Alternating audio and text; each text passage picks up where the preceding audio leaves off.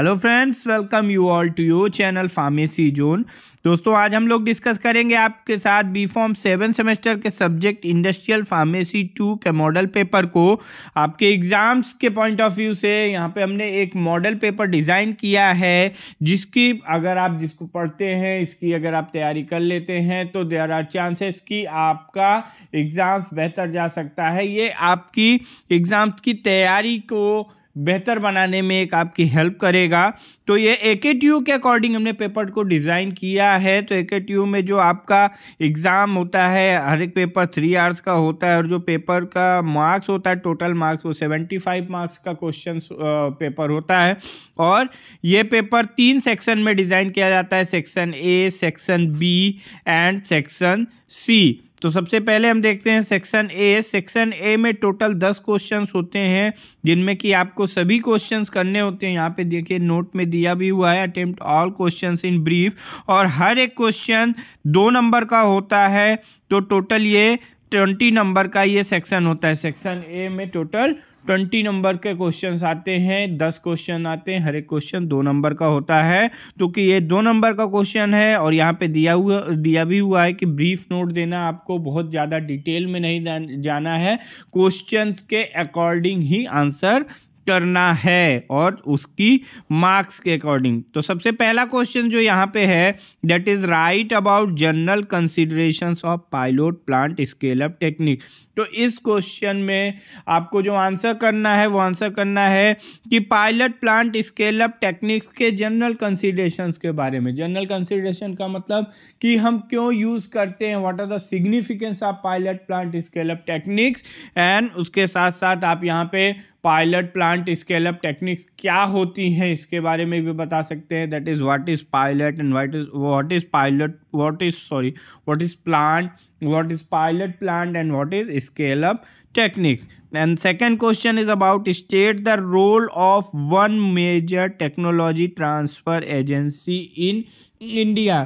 Technology transfer agencies के बारे में यहाँ पे आपको बताना है और उनमें से किसी एक एजेंसी को आपको यहाँ पे डिस्क्राइब करना। और ये टेक्नोलॉजी ट्रांसफ़र एजेंसीज जो हैं ये आपका यूनिट 2 का पार्ट है और ये काफ़ी इम्पॉर्टेंट क्वेश्चन है। आप अगर प्रीवियस ईयर के क्वेश्चन पेपर उठा के देखेंगे तो उनमें से टेक्नोलॉजी ट्रांसफ़र से कोई ना कोई क्वेश्चन आया ही है।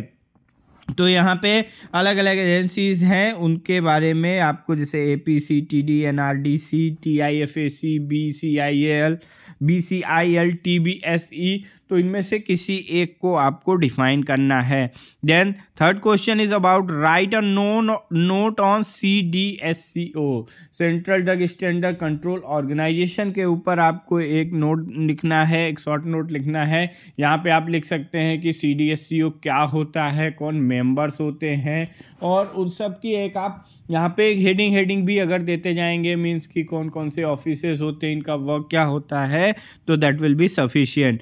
Then next question is about what is COPP and its importance.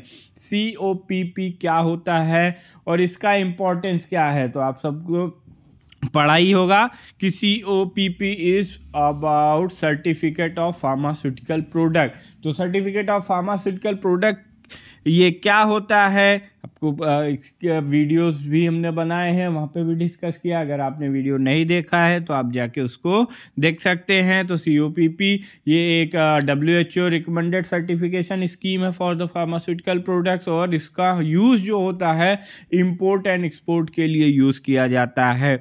Mainly जो इंपोर्टिंग कंट्रीज़ होती हैं उनको ज़रूरत होती है इसकी। And next one is define 6 sigma process. 6 sigma process क्या होती है इसके बारे में आपको देखना है। तो 6 सिग्मा प्रोसेस के जो मेथड्स हैं उनके बारे में आप बता सकते हैं। यहाँ पे DMAIC आपका है, define, measure, analyse, improve and control. 2 तरीके के मेथड्स हैं, उनको यहाँ पे आप डिस्कस कर सकते हैं। Next one is what is clinical research protocol. किसी भी क्लिनिकल रिसर्च को करने के लिए व्हाट आर द प्रोटोकॉल्स, क्या प्रोटोकॉल्स हैं उसके बारे में आपको यहाँ पे बताना होगा। Next question is what do you mean by SUPAC। SUPAC क्या होता है? Scale up post approval changes. कौन कौन से चेंजेस होते हैं जो कि इसके अंडर में आते हैं, उसकी भी आप ब्रीफ नोट यहाँ पे आपको देनी होगी। And next one is define general consideration of INDA। ये भी INDA भी आपका मोस्ट इम्पॉर्टेंट क्वेश्चंस में आता है। यहाँ पे आपको कुछ हम बताते चलें, वैसे तो सारे ही क्वेश्चंस इम्पॉर्टेंट हैं, बट जो मोस्ट इम्पॉर्टेंट है that is INDA, COPP, technology transfer agency, 6 sigma process. ये सब आप अगर प्रीवियस ईयर क्वेश्चन पेपर उठा के देख रहे हैं तो वहाँ पे ये सारे क्वेश्चंस आपको मिलेंगे। तो इनकी प्रोबेबिलिटी ज़्यादा है कि ये आपके एग्जाम्स में आ सकते हैं।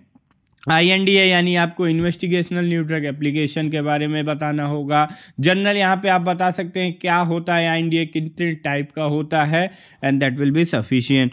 Next one is give a brief note on the concept of QBD। What is the concept of QBD? Quality, QBD is stand for quality by design. So why we done the quality by design? What are the importance of QBD? That should you can give here. And next one is what is ISO 9000। यहाँ पे आपको ISO 9000 guidelines के बारे में देना होगा। तो ये थे आपके सेक्शन A के कुछ question. And next one is section B। Section B में जो आपके क्वेश्चंस होंगे, हर एक क्वेश्चन 10 नंबर का होगा। यहाँ पे आपको टोटल 3 क्वेश्चंस मिलेंगे जिनमें से आपको 2 के आंसर करने होंगे। Attempt any 2 parts of the following. यहाँ पे 3 एक आपको ऑप्शन भी मिल जाता है। तो ये सेक्शन B भी आपका 20 नंबर का है। तो सबसे यहाँ पे और सेक्शन B ये सबके लॉन्ग, इस पूरे पेपर पैटर्न में ये लॉन्ग आंसर टाइप क्वेश्चंस है। तो यहाँ पे आपको जो भी क्वेश्चंस पूछे जा रहे हैं उनके बारे में कंप्लीट डिटेल देनी होगी। जितनी आपकी जानकारी है आप सबको एक सिस्टमेटिक वे में आंसर कर सकते हैं। यहाँ पे जो आपका फर्स्ट क्वेश्चन है that is define role of regulatory affair department and responsibility of regulatory affair professional. ये यूनिट 3 का आपका पार्ट है। यूनिट 3 से ये क्वेश्चंस बनाया गया है। तो यहाँ पे आपको आंसर करना है कि जो रेगुलेटरी अफेयर डिपार्टमेंट यानी जो DRA जो टीम होती है उनका क्या रोल है, एंड रेगुलेटरी अफेयर जो प्रोफेशनल्स होते हैं जो उसमें स्टाफ इंक्लूड होते हैं, व्हाट आर देयर रिस्पॉन्सिबिलिटीज। तो इसकी डिटेल आंसर यहाँ पे आपको करना है।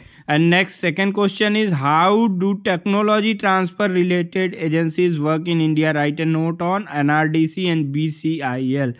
अब टेक्नोलॉजी ट्रांसफ़र एजेंसीज जो होती हैं वो इंडिया में कैसे वर्क करती हैं, उसके साथ साथ आपको यहाँ पे NRDC या BCIL उसके बारे में यहाँ पे आपको लिखना है। इन दोनों में से किसी एक के बारे में आप आंसर कर सकते हैं। Third question is describe organisation and responsibility of state licensing authority. State licensing authority की ऑर्गेनाइजेशन बॉडी कैसी होती है, कि उसमें कौन कौन से मेंबर्स होते हैं और उसका क्या रिस्पॉन्सिबिलिटीज़ होती है, उसके बारे में यहाँ पे आपको आंसर करना होगा। And next is section C. Section C में टोटल आपको 7 क्वेश्चंस मिलेंगे और आपको आंसर उसमें से करना है किन्हीं 5 का, यानी कि यहाँ पे आपको 2 ऑप्शंस मिल जाएंगे। और ये जो क्वेश्चंस होंगे 5 क्वेश्चंस करने, हर एक क्वेश्चन आपका 7 मार्क्स का होगा, यानी सेक्शन से सी जो होगा वो आपका 35 मार्क्स का होगा। सेक्शन ए 20 मार्क्स का, सेक्शन बी 20 मार्क्स का, and section C is of 35 marks. सबसे यहाँ पे जो सबसे पहला क्वेश्चन है is explain general consideration of space requirement in pilot plant scale up. Pilot plant scale up में हमारी जो जनरल कंसिडरेशंस हैं उसमें पर्सनल रिक्वायरमेंट्स है, स्पेस रिक्वायरमेंट। तो यहाँ पे आपको स्पेस रिक्वायरमेंट के बारे में लिखना होगा कि पायलट प्लांट में जब हम जहाँ पे pilot plant scale up techniques करते हैं वहाँ पे स्पेस किस तरीके का चाहिए, कौन कौन सी जगह चाहिए। Then second question is describe WHO guidelines for QRM, quality risk management के लिए WHO की क्या गाइडलाइंस है, WHO की कौन सी गाइडलाइंस है जिनको फॉलो करते हुए हम किसी भी प्रोडक्ट में आने वाले क्वालिटी रिस्क को मैनेज कर सकते हैं। And third one is give a note on data presentation for FDA submission, it is also a very important question. तो यहाँ पे हमें एक नोट देना है, आंसर करना है कि FDA में ड्रग के अप्रूवल के लिए हम कैसे डाटा को सबमिट करते हैं, कैसे हम प्रेजेंट करते हैं डाटा को for FDA submission. And next question is give a brief note on NABL national accreditation limited and out of specification, इसके बारे में आपको आंसर करना है।